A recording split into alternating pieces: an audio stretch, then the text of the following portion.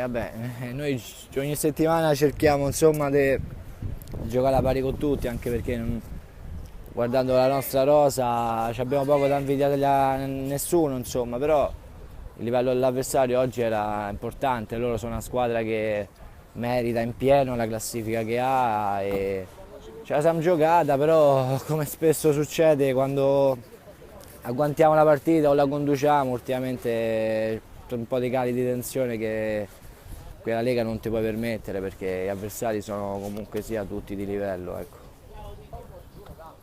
Si cerca sempre di migliorare, insomma, anche perché iniziamo a fare la Lega 5 anni fa, 20 anni, adesso ce ne ho 26, vado per i 27, quindi si matura anche un po' col passare del tempo.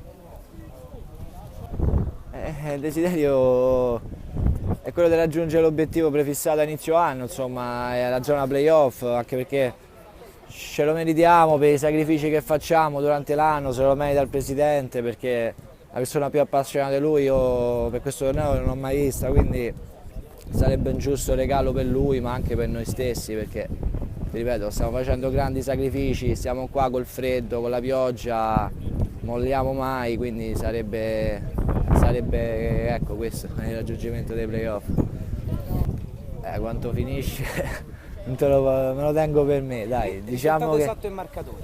risultato esatto 3-1 Cotton, tripletta artistica, Grazie a che è il Seferi. giocatore che toglierei al Cotton. Ah, ok. Grazie a Seferi, ci Grazie a vediamo te. nel 2017.